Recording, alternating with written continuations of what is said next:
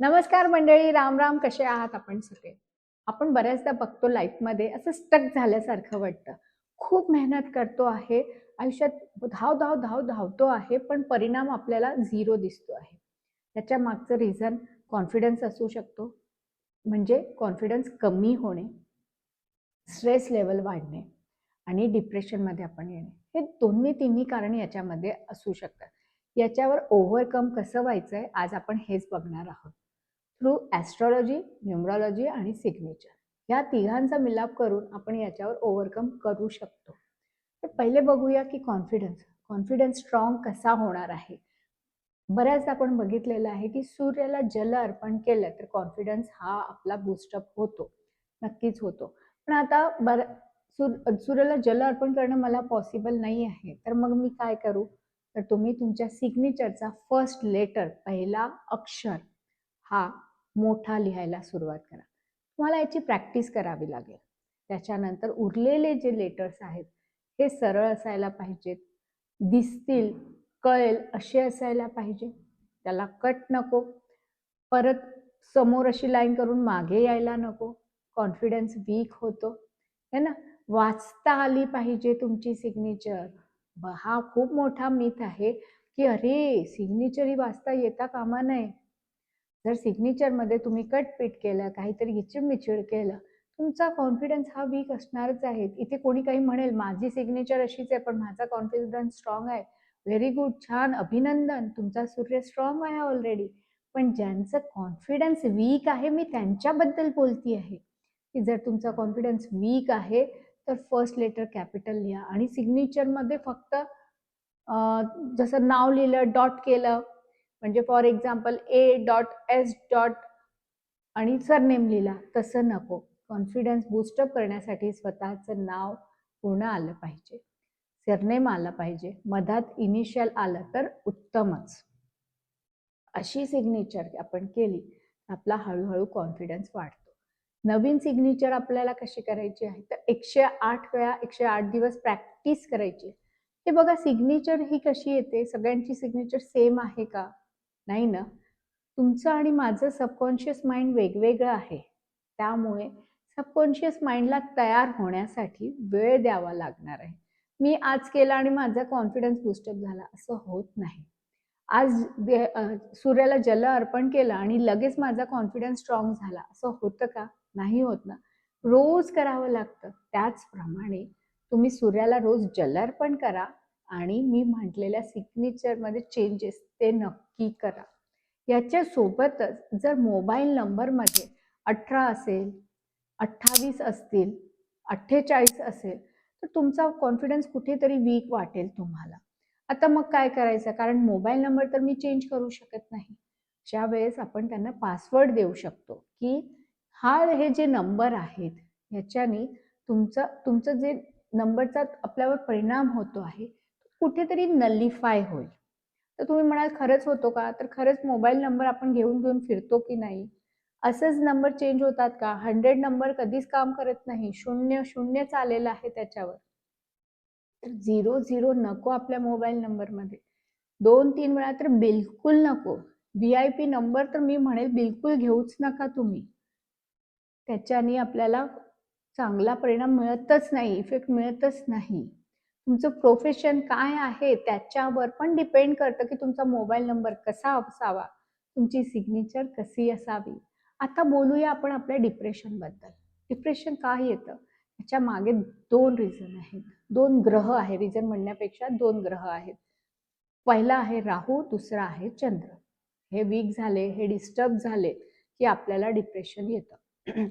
आणि health wise म्हटलं तर व्हिटॅमिन B12 ची कमी झाली आणि सोबत व्हिटॅमिन D ची पण कमी झाली तर डिप्रेशन येतच. आता म्हणून व्हिटॅमिन D चांगला मिळावा त्यामुळे आपण काय म्हणतो, सूर्याला जल अर्पण करा. म्हणजे सूर्य देवता आपल्यावर पडलेत की व्हिटॅमिन D मिळणार आहे. B12 साठी तर औषध घ्यावंच लागणार आहे. आणि चंद्र आणि राहू खराब झालेला असेल तरीही हा त्रास होतो. चंद्राला कसं स्ट्रॉंग करावं?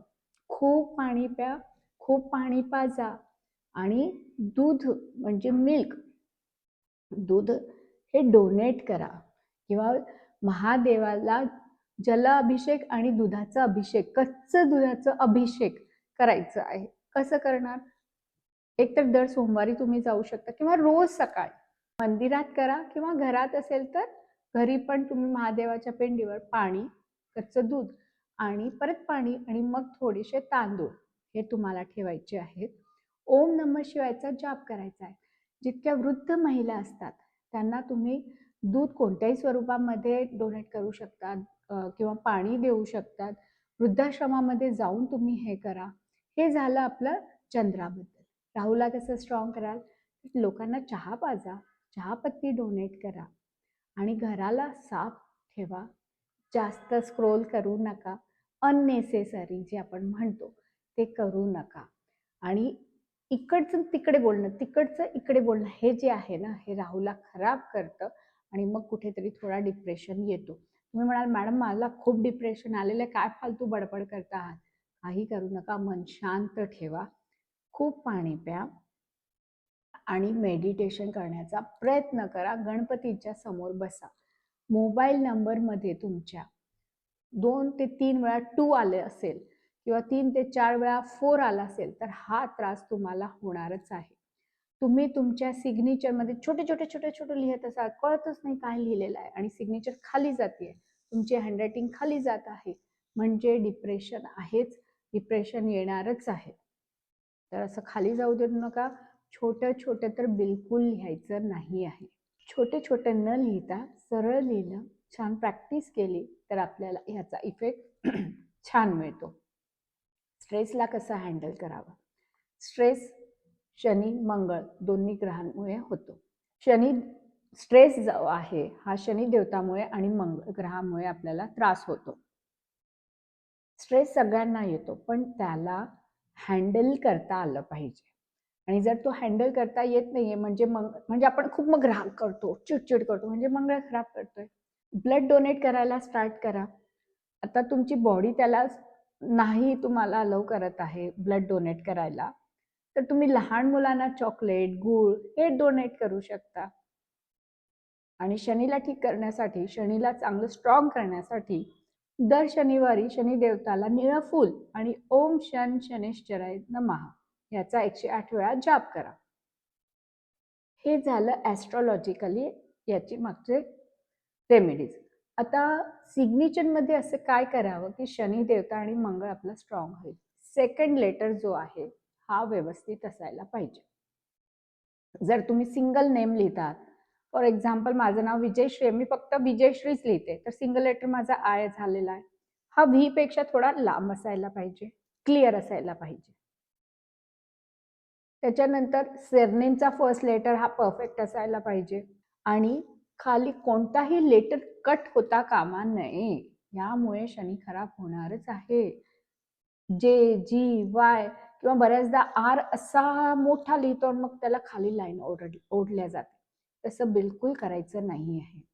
ओव्हरऑल एक बघाल तुम्ही तर सिग्नेचरमुळे आपण आपल्या लाईफमधला हे जे छोटे हर्डल्स आहेत ना, म्हणजे स्ट्रेस झालेला आहे, डिप्रेशन ज्याच्यावर औषधं घेतल्या जातात, गोळ्या घेतल्या जातात तरीही त्रास होतो, तर आपण सिग्नेचरमुळे आपल्या मोबाईल नंबरने ॲस्ट्रॉलॉजिकली काही रेमेडीजनी हे सगळं आपण याच्यावर इफेक्टिव्हली परिणाम आणून आपल्या लाईफमध्ये ग्रोथ आणू शकतो.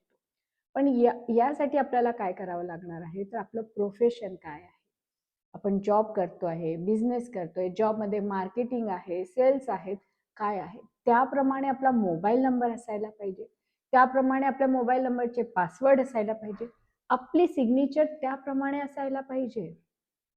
कोणाला मी बऱ्याचदा फक्त नाव लिहायला सांगते, ते कोणाला नाव आणि सरनेम दोन्ही लिहायला लावलं जातं. तुमची सिग्नेचर ही इलिजिबल नको, म्हणजे वाचता येणार नाही अशी बिलकुल नको. ही तर प्रत्येकासाठी आहे. म्हणजेच ग्रोथ करायची असेल तर फर्स्ट सिग्नेचर आलं, सेकंड मोबाईल नंबर आला आणि तिसरं म्हणजे तुमचा ॲस्ट्रॉलॉजी. आता सिग्नेचर जी आहे ही ॲस्ट्रॉलॉजीनुसार तुमच्या न्यूमरॉलॉजीनुसार आणि ग्राफॉलॉजीनुसार ती कशी आहे, कशी काढायची आहे, ए कसा काढायचा आहे, एस कसा काढायचा आहे, सी कसा काढायचा आहे, हे तुम्हाला आलंच पाहिजे. तर तुमच्या लाईफमध्ये ग्रोथ नक्कीच होणार आहे. मला तुम्ही कमेंट करून नक्की सांगा की तुमचं प्रोफेशन कोणतं आहे. मोबाईल नंबरमध्ये कोणते चुकीचे योगास तर नाही आहे ना? आणि मला सबस्क्राईब करायला नक्की विसरू नका, म्हणजे नवीन जो तुमचा माझा व्हिडिओ येणार आहे तो तुम्हाला लगेच येणार आहे. तुम्हाला कोणत्या टॉपिकवर अजून ऐकून घ्यायचं आहे, कोणत्या टॉपिकवर तुम्हाला अजून जाणून घ्यायचं असेल, तो टॉपिक लिहायला विसरू नका.